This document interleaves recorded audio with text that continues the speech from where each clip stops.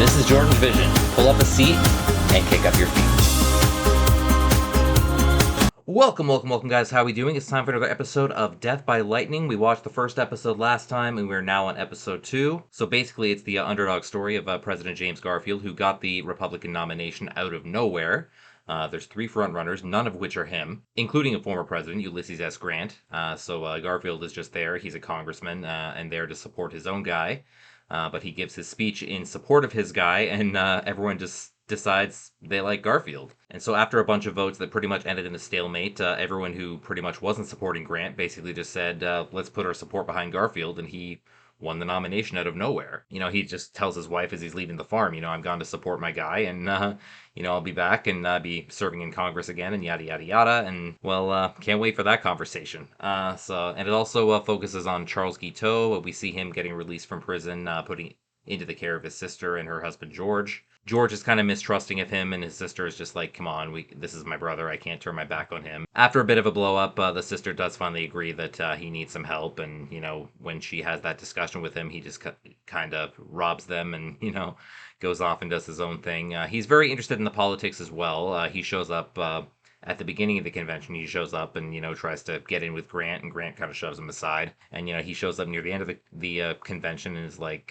who the hell is Garfield? After hearing that Garfield won. So he meets Garfield, acts like his biggest fan, says like, you know, I expect big things from you. And Garfield says, and I from you, which, knowing what I know about Guiteau's motive for eventually shooting Garfield, yeah, that's a big comment right there. So I'll leave that up to your guys' interpretation, and yeah, we'll deal with it there. So I'm not sure exactly what episode 2 is about, but the next logical step after Garfield getting the nomination would be the campaign and then possibly the election. So I imagine that's what episode 2 might be about. So without further ado, let's get into episode 2 of Death by Lightning and see how this story progresses. All right, here we go.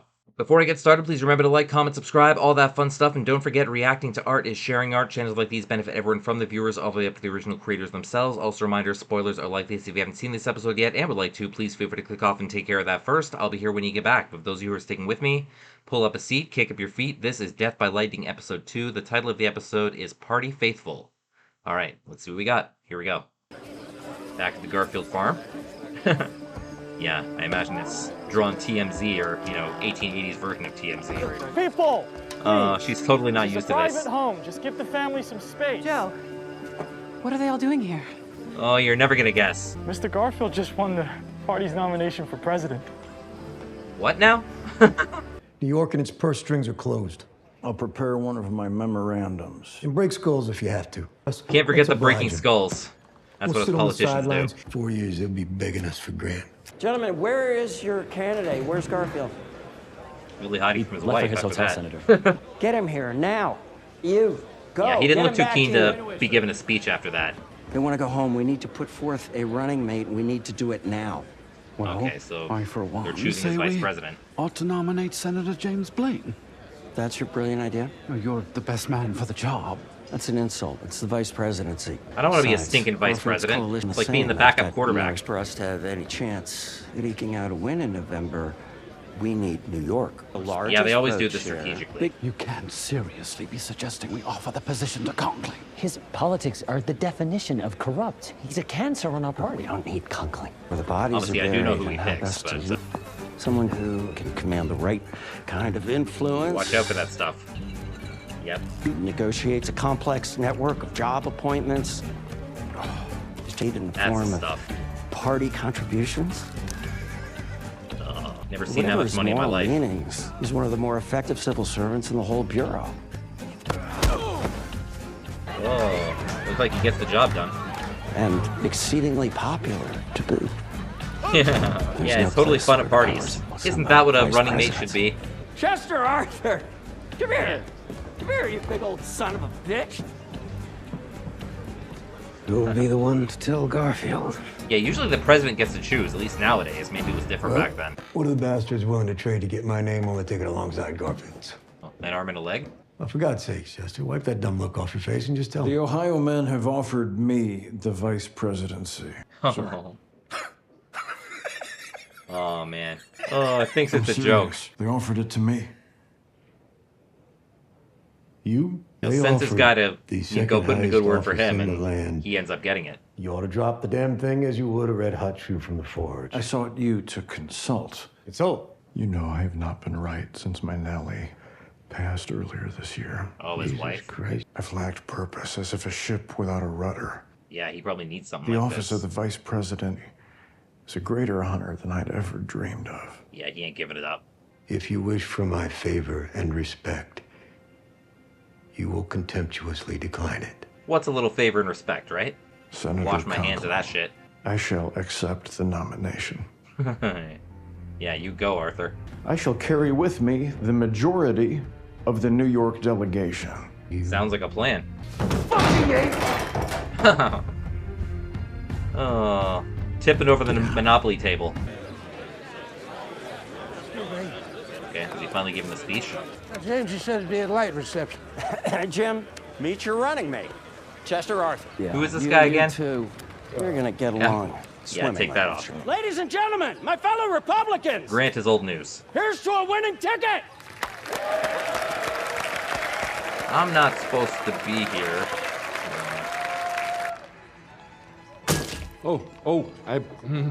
Don't trouble with it. We'll bring another glass to us straight away. Yeah, what a Maybe waste, this eh? time I'll try the Madeira. Excellent choice. Yeah, that'll look way better on a paper.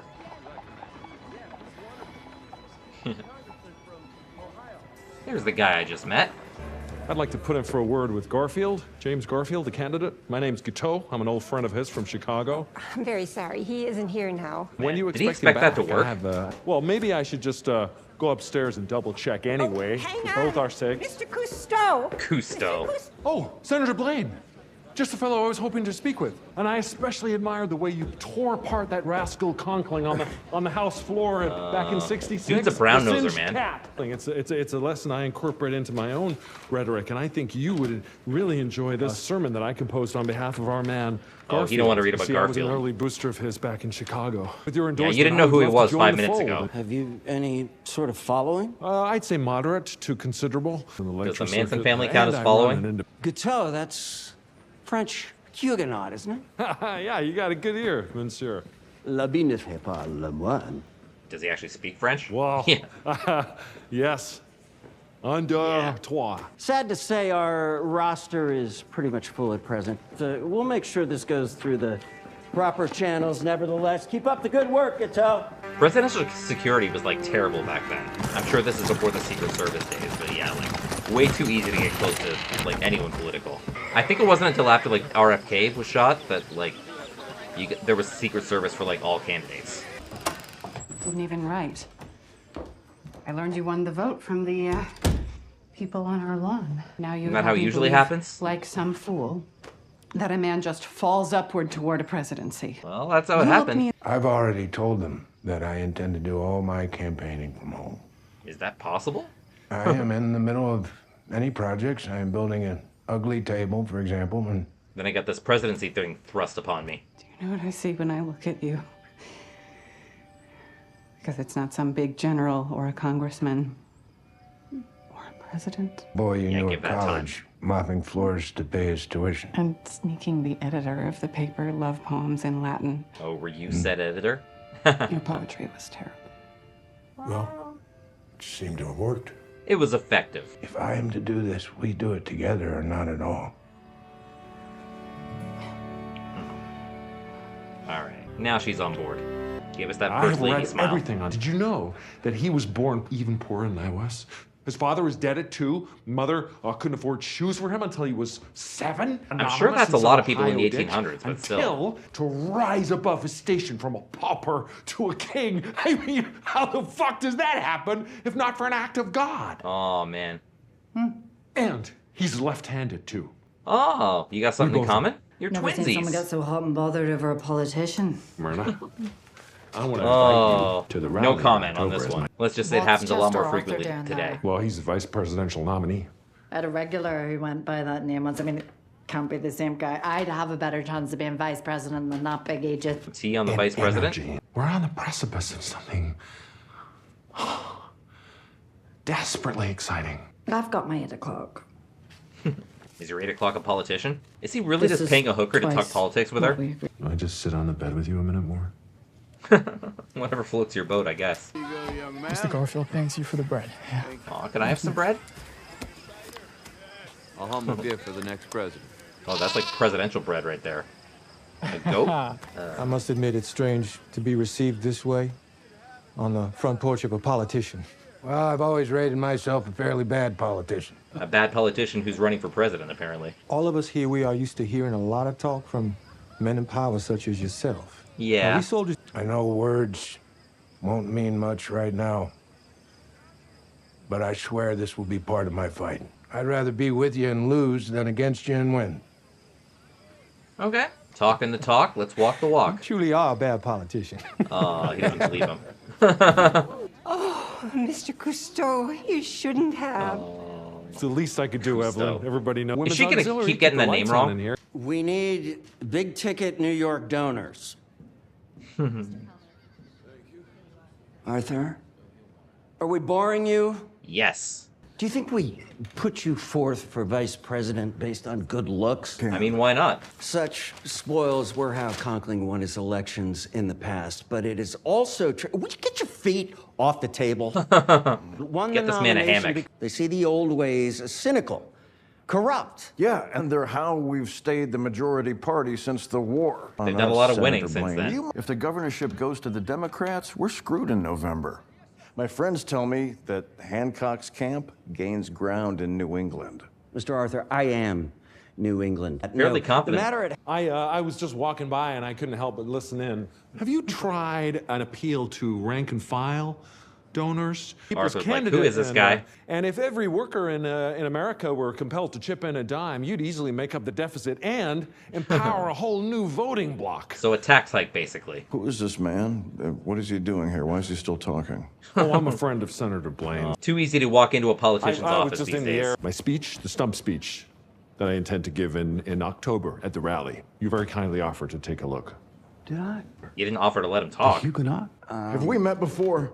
Have we? I don't believe so. Yes, I never forget a face. Oh. Was it not your ass Maybe I they have. kicked outside of the Standard Club in Chicago? No, might we have met in Newport? Perhaps you summered together in the Mediterranean. Oh, yeah, Our that's tastes totally are it. not quite. I'm sure it'll come to me later on. Yeah, it was Chicago. Think of my Yeah, speech. Arthur knows. It's still under consideration. Wonderful. By whom? Yeah. Him. What can I say to make you leave? I've taken the liberty of producing a few Oh, no, extra. no, that won't be Oh. necessary. Really? If you read it now, it'll be spoiled. Why would you treat a person with such contempt when he only asks to lend a friendly hand? Because you're not a Any real of you politician. have, I'm here because I believe in change, and all I ask from you is a chance to prove my worth. Okay. I can make an impact. Yes, kicking him out. Oh. Can't fault a guy for trying. Even eats like a politician. Probably gonna go try find Garfield. Appeal straight to the horse's mouth. Mr. Scoville is awfully concerned about Charlie's well-being. Well, like I said to you, gentlemen, that wee tour I cleared off weeks ago. He ain't that cleared off. I have 10 minutes to spare. If you're paying for a prostitute's time, you might as well get your money's worth. Sir, the special election results from Maine, they're in. Well, how we do? The old-timey ways of communication. Maine falls for the first time in 30 years. 2,000 pounds. Yikes. I believe I would prefer to perish in private. Good evening. What? Off to die now. We get fucking sloshed. That's what. Oh, it wouldn't be the first time. Oh, hello. That's your best, bro! Hey, Guiteau! Yeah, you need stronger locks on that thing. Hey!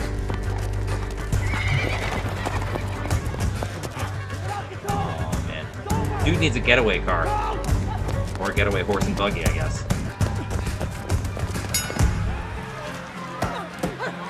Is this a ladies' boxing match? I didn't even know that was allowed in 1880. Learn something new every day. Hey! Who let you This man is wanted in Chicago. That's a lie! Oh, yeah, you're not Charles J. Guiteau, huh? No, I'm not. Guiteau. No, I'm Cousteau. The first man you have here is Cousteau. Show the guy whatever you want. But take your hands. My name's Chester Arthur, and I'll be met with some respect. Chester Yeah. Arthur. Just a politician drinking at a bar. I'm Chester Goddamn Arthur, son of William Arthur, Chief Collector of the Port of New York, and next Vice President of... you cocksuckers! Think he's just some drunk. You lay a hand on him again, and I will personally bring the entire wrath of New York to bear on you both. Oh, you've been You told. read me? Just this simple mix-up is all. Eh. And to show you I mean business, I'm stealing your hats. I don't know, I think it makes him look more ridiculous than them, but still. I cannot thank you enough. I must repair accompany me. I will. I will. Yeah, whatever that means. Oh no. Keep the watch while I throw up. You're a good egg, Cousteau. That brash and ill-advised display you put on back at headquarters, that stuck with me. So will there be a point that he actually learns his real name? I got loads of worthy ideas to offer. Oh, I know you'll make for but first I gotta offer this. I'll never be vice president. Our ticket is positively fucked. But you just said moments ago. Piss and vinegar. I'm first mate on a sinking ship with a hole in it the approximate size of Maine. Yeah, I think he's gonna Moreover, lose because of Maine. I've successfully alienated the one true friend I had left in this world. Now, what do you mean? I did kind of screw my buddy over. In fact, I think you share a lot in common with Garfield. You're both outsiders ascending the ranks on merit. True enough. Am I to understand that you were very recently made a widower? My darling, no. Don't remind him of that. You were brave enough, while nursing a broken heart, to answer the call of your countrymen. Right? Right. Dude knows exactly what to say, I'll give him that. Oh. The man to meet this moment in history. That's how you flush a toilet back then, okay. Actually kind of ingenious. She was a fairly vocal Confederate sympathizer. Fuck. Indeed. Kept all the hats. I dare you to give your next speech wearing all those hats. I may just be able to deliver a fighting chance for us after all. Yes. Oh, that's the spirit. And now, on the topic of the rally next month. You are still angling for a slot. Gonna let him give a Wily speech now, eh? bastard. I'm sure we can find a place for you. Consider it done. Right, he's got his in. Guiteau! Guiteau! Don't tell him your real name after that. You know, he'll know you're actually on the run. Well. They exiled you to Siberia, huh? I didn't know you did house calls. Have we got any spare rooms left? Just the honeymoon suite, my dear. Oh, perfect. Is that the honeymoon suite? I could spend a night in there. Just cuddle the goat. You made your bed, Chester. Now lie in it. Shut the fuck up. Is he regretting it now that he's sober again? You would really rather sit by and watch your own party lose to suffer Hancock instead, purely out of spite. This ticket must crash and burn. And me to burn with it. That I'm trying to your sabotage friend. it. You trusted my capabilities. You gave me a shot in this life, and I went out and I fucking killed for you. And I He still just stole can't. the thing he wanted. You needn't waste 4 years on Hancock. Not when I'm inside the White House. Chester A. Arthur, Vice President. That's the spirit. Now, how do we get you mofos elected? Attention. Round up the donor pool, Chester. We've got a rally to organize. And could someone please go rouse that son of a bitch from his farm? Get him away from the goat for a minute. Maybe you can make the speech with the goat. Then why go to Chicago and stand up and give that damned speech? It was to support my guy. But now I have to consider the possibility that I might be able to fix all the things that terrify me about this country. Pretty powerful feeling, isn't it? That's why we get into this, right? Thank you, Frederick. The chef braised the meat especially well today. I let him know, mister. Gordon Ramsay approves. Gordon Cousteau, apparently. He's got nothing. He's gonna dine and dash. Just add another thing to the list of charges. He was that Guiteau guy again. He's actually on a soapbox. I'd like to share a story with you all today. Once upon a time, there were 3 bears. Soon to be your 20th president, James A. Garfield! Right. So, you assholes all put me up here, and, The elevation of the Negro race from slavery to full citizenship is the most important political change we've known since the origin of our Constitution. So he's getting the black vote, I think. Are blacks allowed to vote at this time? I don't know. I don't remember when it was exactly the blacks got the vote. A shared wisdom in their stead, so that not only some, but all may rise. Whether they can vote or not, they're enthusiastic. New equal opportunity as the law of the land. Let us hold together and keep it. Now the whole country knows who he is. I wonder how far away people know who to vote for when they don't have the technology to watch the speeches Welcome like TV home. or I guess there's newspaper Good transcripts and news stuff. and But yeah. bad news. Kindness of Roscoe Conkling, I assume? There's nothing kind about it. He weighed his options. He judged he's better off sticking with us than Hancock. This is the bad news. Let's get you to Protesters? ask. What's going on? China out. They're asserting you wrote a letter to one H. Morey, a Massachusetts unionist. It says that you endorsed the importation of laborers from China. The Did you? American workers. I didn't write it. It's a fraud. And it is rife with misspellings. So fake news, I guess, eh? Take this stand in support of American workers. Not those, the ones out of China. They have just as much a right to be here as anybody else. You and Mom have said so Yeah. yourself. Immigration is a thing. Melting pot. You can't get elected alderman in America, let alone president, if you take that stand. But it's wrong. I watched him tell a group of black men he'd just as soon be with them and lose than against them and win. It's true, he Are did. these any... You doom an entire people just to win. It was an issue even back then. But I mean, this country was built by immigrants, so... I see the logic. You can't help anyone if you don't get elected. Doesn't mean I like it. Campaigning is a lot of bait and switching. And you know better than to believe everything you read in the paper. But is it true, though? You're the one that taught us that a lie by omission is a lie nonetheless. Was Throwing your his mother. words back at him. You can let darkness define who you are, or you can fill up your world with joyful things. Exactly. Bring the joy Things into your life to give yourself. your life. Has it worked? Do you think? I'll keep you posted. Yeah. I'll let you know when I'm president. Election day. Is that how people voted back then? Like they had an actual ticket with the pictures on them and just drop it into the box? Oh. Maryland and Virginia for Hancock, and Pennsylvania for Garfield. That was owed Maryland, I think. New York has come in safe for JG by a margin of 20,000. Oh, New York's a big one. Hancock is taking New Jersey. That's a mistake. Check it again. I said check it again, you bastard. Come on. Too close to call. Check all the hanging Win chads. without Delaware? I don't know. Delaware's pretty small though, isn't it? I mean, how many states were there back then? Like, there weren't 50. Abram? Oh. He won. Who won? Well, we know who won, but... You won. And now the celebration begins.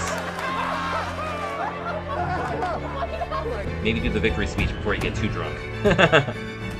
Looking at you too, Arthur. Yeah, Guiteau is just like, I did all this.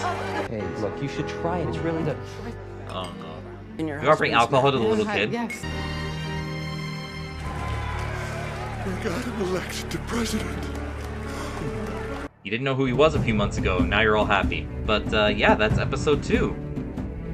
Our boy's elected president, and let's talk. Alright guys, thank you for tuning in to my reaction to episode 2 of Death by Lightning. So James Garfield has just been nominated as a Republican candidate for president, to the surprise of his wife, who finds out by a bunch of reporters on her farm's lawn. Like, she just gets that look and is just like, oh my god, what did he go to do? And you see them talking later, like, you promised that it would just be, you know, going to support your guy, and, you know, that's what the intention was, but, yeah, oh my god. That talk between the two of them was pretty comical. It starts basically with the nomination of the vice president, which Chester A. Arthur, very similarly to what Garfield was going to do, goes to support his guy, Conkling, But they ended up giving Arthur the nomination, and he has to go explain to Conkling, like, they gave it to me and I'm not turning it down. And he talks about how his wife died earlier in the year, and he needs this to give his life some meaning. And Conkling, he's not happy about it, and basically goes to turn on them, just threatening to support the Democratic ticket and all that, saying if we're gonna save our party, we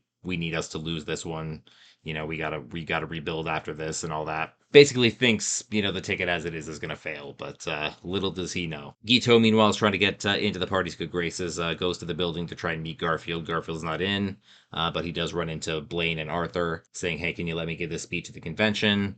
Blaine says, I'll think about it, just to kind of shut him up, I guess. He crashes a meeting between Blaine and Arthur later. Arthur's like, who is this guy? And why did you promise that he'd give a speech? Blaine's just like, I said, we consider it. They basically just try and throw him out. But he does meet Arthur later while he's drinking in a pub and, like, kind of sympathizes with him. Like, he's done his research on Arthur and, he knows that his wife died. And kind of uses that angle to get into his good graces and all that. And, Arthur does end up promising to let him give the speech, which he eventually does. They don't really show a lot of the speech or, how people responded to it or whatever. They show him, at least on a soapbox, kind of starting the speech, and then, but we don't see a lot of it. They are a little worried because Blaine, I believe he's the governor of Maine or senator from Maine or something like that. He ends up losing his own election, which the party basically believes kind of dooms their own ticket. But in the end, the election goes forward, and Garfield does emerge the winner, defeating, I don't think they announced what the actual electoral college totals were, but maybe I could look that up quick. Get some actual numbers on that, just one sec. Okay, yeah, the electoral vote was 214 to 155. There were a lot of states that weren't existing states back then. It looks like I was wondering how many states there were at the time, and it looks like, or 38. There was 38. It says they both carried the same number of states. Garfield had won 19 states and Hancock won 19 states, but Garfield just won the bigger states, like New York, and California wasn't a big state back then, as big as it is now. But New York was the big state, Pennsylvania was a big state, Ohio was a big state, Illinois, Garfield won all those, and Hancock, the Democratic, didn't win a lot of the big states. I think the biggest state he won was Missouri, which is 15 at the time. The episode basically shows the campaign and how the election came to pass and how Guiteau kind of got in with them. There was the scene where Guiteau was kind of running from people, saying, his family's looking for him, he needs help, yada yada, and them saying, this is Charles Guiteau, but they keep getting his name wrong. They think his name is Cousteau. That one lady in the building kept messing up his name, and, they kept introducing him as Cousteau, and yeah, I guess maybe the mispronouncing of his name kind of gave him a little bit of a saving grace, but whether that was real or not, it was kind of good that they explain that.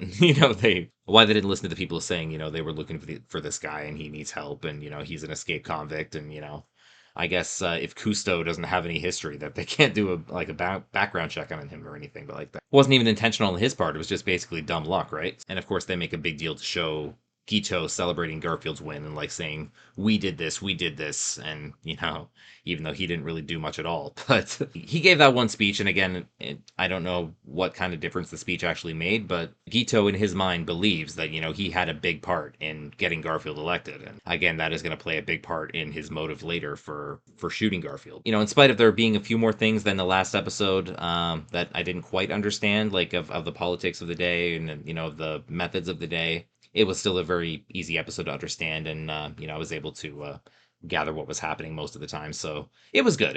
I guess episode 3 will deal with Garfield actually being president, maybe the days leading up to him actually being inaugurated, maybe a few days into his presidency, we'll see. And of course he wasn't president for very long before he eventually got shot by Guiteau. I guess we'll see as well what kind of turned Guiteau against him, and the turn of events that basically led Guiteau to feeling he was betrayed by Garfield. And I guess kind of the clue is here that, he didn't really interact with Garfield a lot in this episode. He interacted more with Arthur.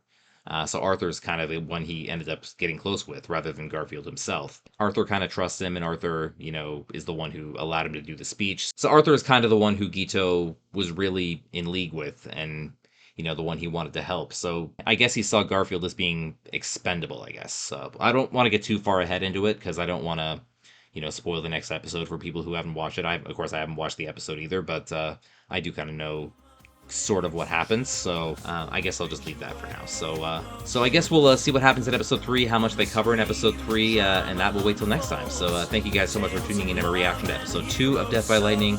Don't forget to like, comment, subscribe, all that fun stuff. Check out my sports vlogging channel, JordangeVision Sports. And once again, this is Jordan saying you can be productive sitting at home on your couch. All you need is a TV, a great catalog, and a vision. This has been JordangeVision. Have a good one, guys. We'll see you next time for episode 3. Take care, and bye-bye.